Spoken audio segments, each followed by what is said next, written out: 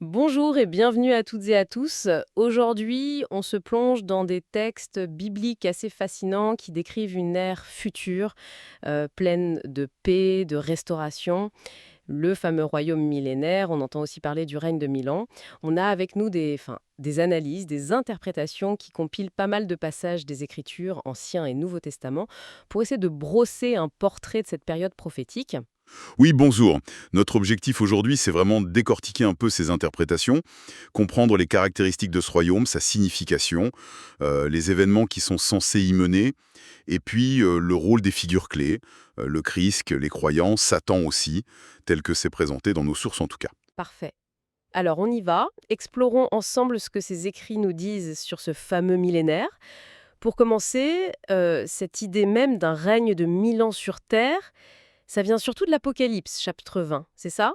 Mais j'ai cru comprendre que l'Ancien Testament en parlait déjà. Absolument. Les textes qu'on examine, ils insistent beaucoup là-dessus. Ils mettent en avant des prophéties bien plus anciennes, notamment chez Ésaïe. Pensez au chapitre 2, 11, 65 par exemple. Ces passages décrivent une transformation vraiment radicale du monde. Ils annoncent un temps où Dieu établirait son règne de justice directement sur Terre, avec Jérusalem comme centre névralgique, quoi. D'accord. Et il y a même une tentative de situer ça dans le temps. J'ai lu quelque chose sur une chronologie un peu particulière, basée sur les jours de la création. Oui, alors ça c'est une interprétation assez spécifique qu'on trouve dans nos documents. Elle fait un parallèle, disons, entre les 7 jours de la création dans la Genèse et 7000 ans d'histoire humaine. L'idée s'appuie notamment sur un verset de Pierre qui dit qu'un jour pour Dieu, c'est comme 1000 ans. Donc, dans cette logique, le 7e millénaire, ça correspondrait au 7e jour, un grand sabbat de repos de 1000 ans pour la Terre. Ah oui, et ça nous mènerait où cette chronologie concrètement? Alors attention, c'est une perspective très très précise, hein. Elle se base sur une chronologie particulière qui date le couronnement de Salomon en 970 avant Jésus-Christ comme étant l'an 3000 depuis Adam. Et selon ce calcul, l'année 2030 de notre ère correspondrait à l'an 5999 depuis Adam. Donc, Donc ce serait imminent.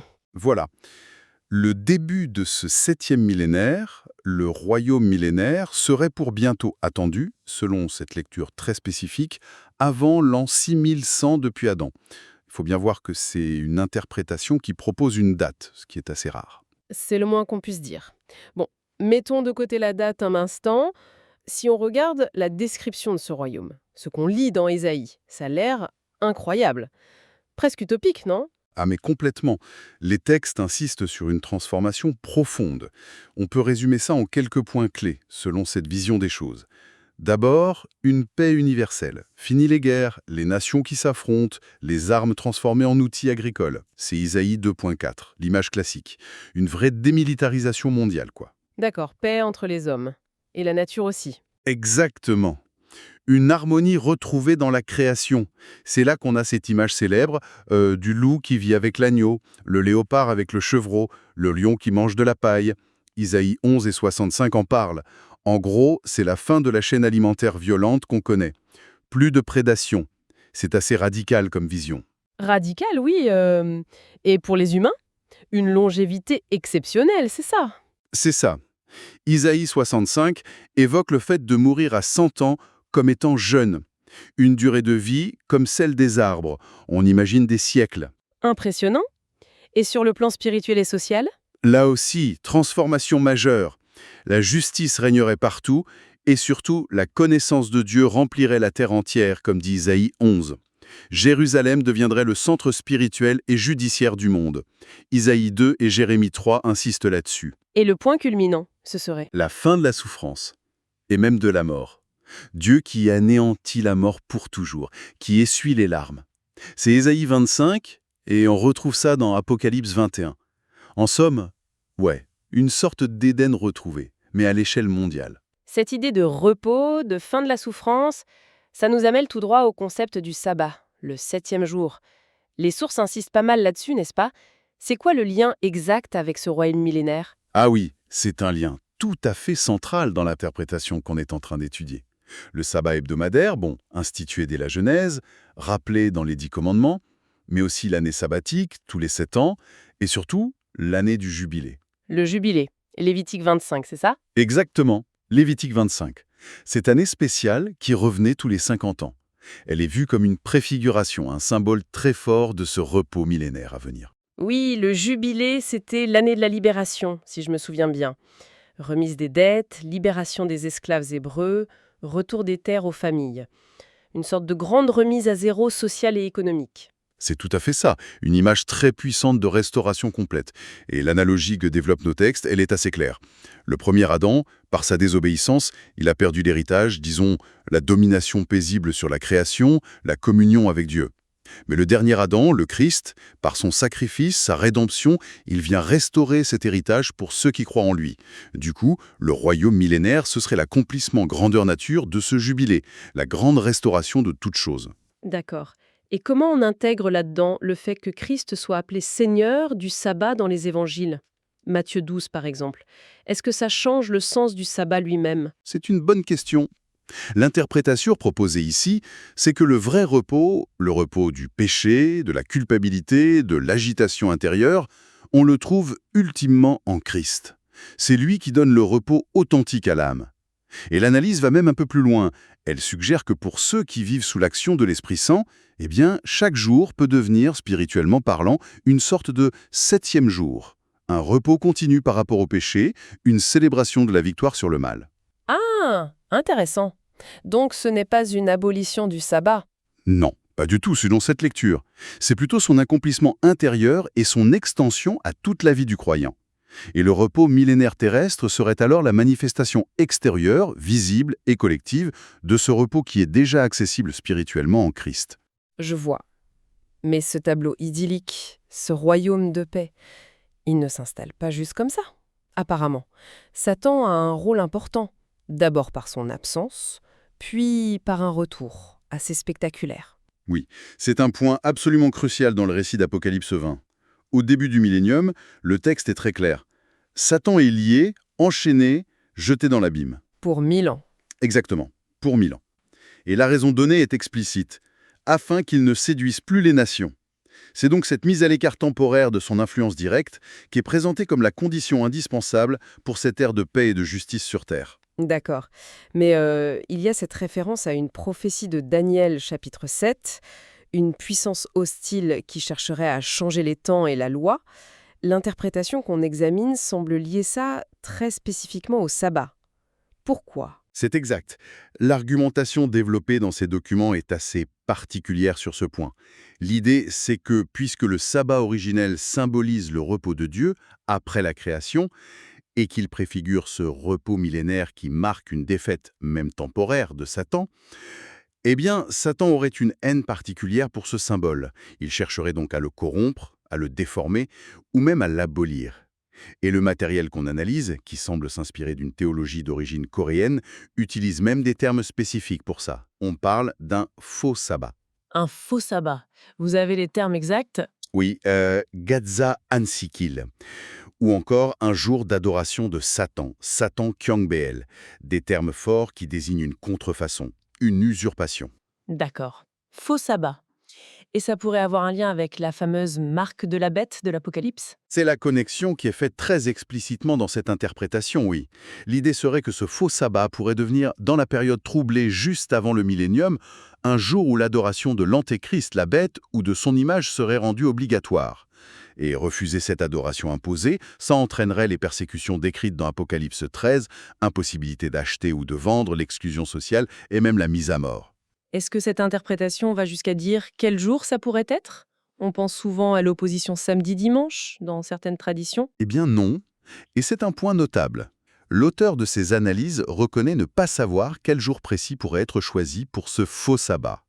Il souligne même l'incertitude historique qu'on a sur la correspondance exacte entre le 7e jour biblique et nos jours de semaine actuels, à cause des changements de calendrier au fil du temps. Du coup, l'accent n'est pas mis sur quel jour, mais sur quoi? Sur le refus de l'adoration imposée, l'idolâtrie déguisée, la résistance spirituelle, la fidélité à Dieu avant tout, peu importe le jour précis de la semaine. Il s'agirait de discerner l'esprit derrière l'obligation, quoi. Compris. C'est le principe qui compte, plus que le jour calendaire exact. Bon, parlons maintenant des acteurs, des habitants de ce royaume. Les textes décrivent une dynamique intéressante entre le premier Adam, Christ comme le dernier Adam, et puis différents groupes de personnes. Oui, Toute l'histoire biblique, selon cette lecture, elle s'articule autour de ce contraste fondamental. Le premier Adam, par sa faute en Genèse 3, il est vu comme celui qui a introduit le désordre. Perte de la domination paisible sur la création, entrée de la souffrance, de la violence même dans la nature. La prédation est vue comme une conséquence de la chute et bien sûr la mort. Et à l'opposé, on a Christ, présenté comme le dernier Adam. Lui, par son obéissance parfaite, son sacrifice, sa résurrection, il triomphe de Satan, celui qui avait la puissance de la mort, comme le dit l'Épître aux Hébreux. Il rachète ce qui a été perdu. Il restaure la possibilité d'une relation juste avec Dieu et il ouvre la voie à ce règne futur où l'humanité rachetée participe à la gloire de Dieu. Et c'est là qu'interviennent ceux que ces écrits appellent spécifiquement les martyrs témoins. Encore un terme qui semble venir de cette source particulière. Sungyo Jungindol, c'est ça. C'est ça, Songyodungindol. Ce terme, effectivement issu de nos sources, désigne un groupe très spécifique mis en avant dans Apocalypse 20, verset 4. Ce sont ceux qui participent à ce qui est appelé la première résurrection. La première résurrection. Chochebual. Oui, Chochebual. Le texte les décrit précisément, ceux qui ont été décapités à cause de leur témoignage pour Jésus et pour la parole de Dieu, et aussi ceux qui n'ont pas adoré la bête ni son image et qui n'ont pas reçu sa marque sur leur front ou leurs mains. En clair, les fidèles ultimes face à la persécution la plus extrême. Et quel est leur statut pendant ces 1000 ans? C'est une récompense passive ou ils ont un rôle actif? Oh, très actifs, prêtez. Ils sont qualifiés de bienheureux et saints. La seconde mort, le jugement éternel, n'a aucun pouvoir sur eux. Mais surtout, ils reçoivent des corps transformés, décrits comme spirituels. Spirituel. Shilyang Hanmom. Shilyang Hanmom, oui. Ils deviennent semblables aux anges, ne se marient plus, selon ce que Jésus dit dans Luc 20, et le point crucial, Apocalypse 20.6 dit qu'ils règnent avec Christ pendant 1000 ans. Ils sont donc co-régents, prêtres et rois avec lui. L'interprétation qu'on étudie va même jusqu'à suggérer que leur libre arbitre ayant été éprouvé au maximum, atteint une sorte de perfection qui les rendrait comme immunisés contre le péché. D'accord, un groupe glorifié et régnant. Mais ce royaume terrestre, il n'est pas que peuplé de ces ressuscités, si? Qu'en est-il des autres humains? Non, effectivement. Et c'est un point essentiel et peut-être un peu surprenant de cette interprétation. Il y a aussi ce que les textes appellent les peuples ou les nations, Baeksongdol. Baeksongdol.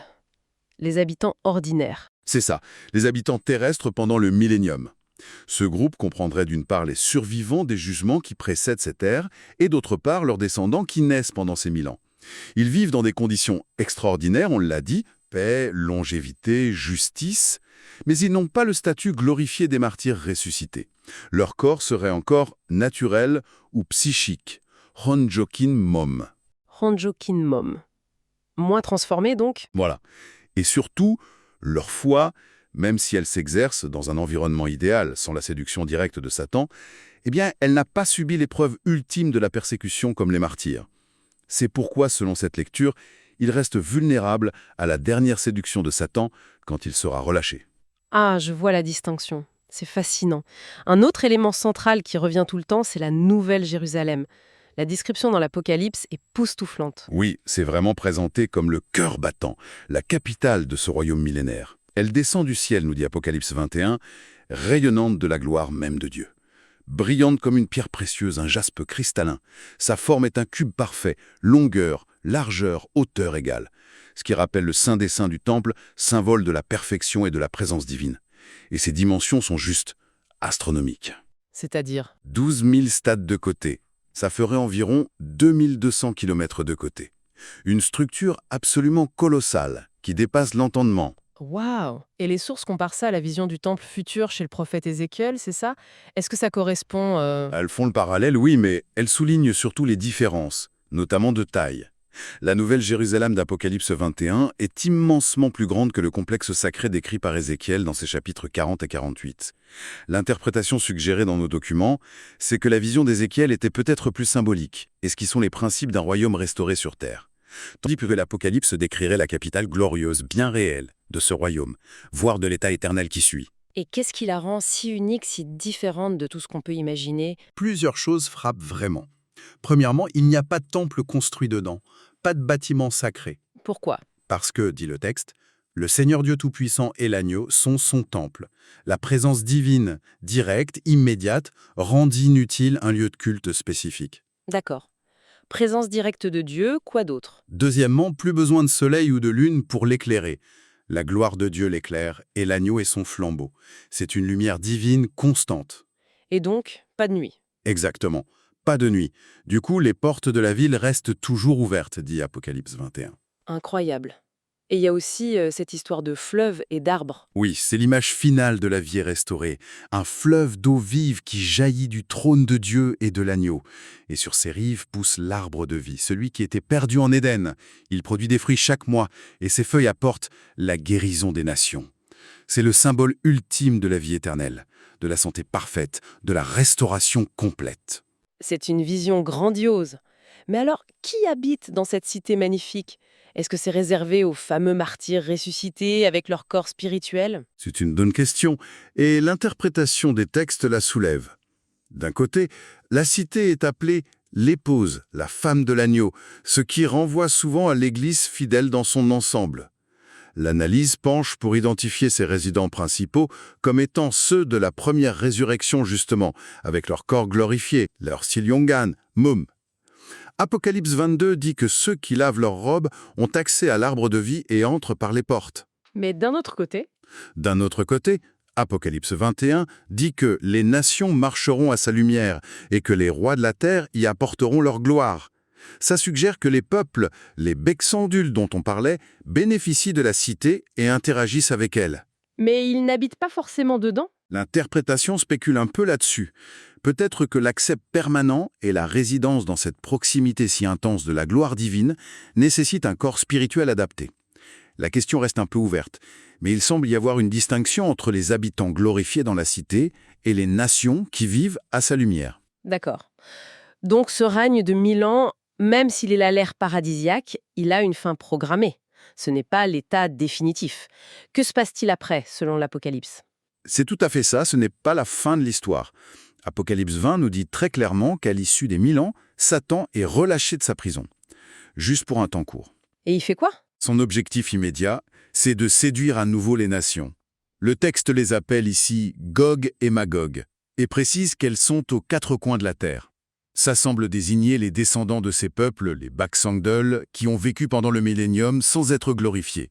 Leur loyauté profonde, leur cœur est alors testé une dernière fois. Et il se laisse séduire? Apparemment oui, en grand nombre. Ils se rassemblent, formant une immense armée, pour attaquer le camp des saints et la cité bien-aimée. On imagine que c'est la Nouvelle Jérusalem et ses habitants glorifiés qui sont visés. Une dernière grande révolte contre Dieu.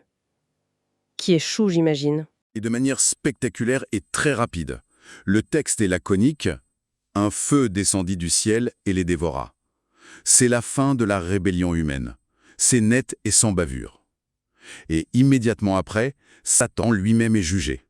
Il est jeté définitivement dans l'étang de feu et de soufre où se trouvent déjà la bête et le faux prophète. C'est sa défaite finale et éternelle. Et c'est seulement après ça qu'arrive le jugement dernier pour tous les autres humains. Exactement. C'est la scène du grand trône blanc. Bekbod Jouet des Chimpan, décrite dans Apocalypse 20, versets 11 à 15.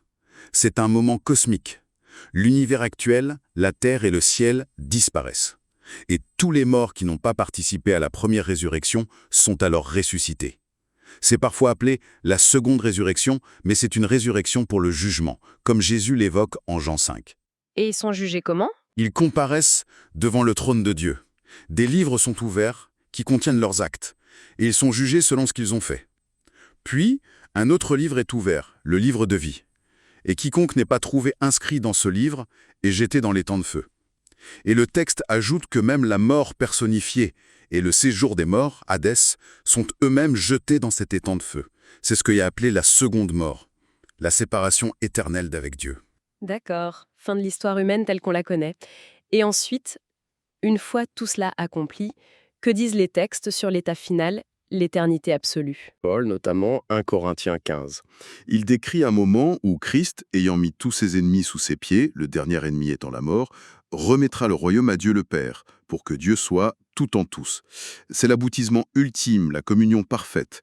Cela dit, nos sources notent aussi que d'autres passages, par exemple dans le livre de Daniel, affirment que le règne de Christ est éternel. Comment on concilier les deux? Christ remet le royaume, mais son règne est éternel. C'est un point théologique complexe. L'interprétation exacte peut varier.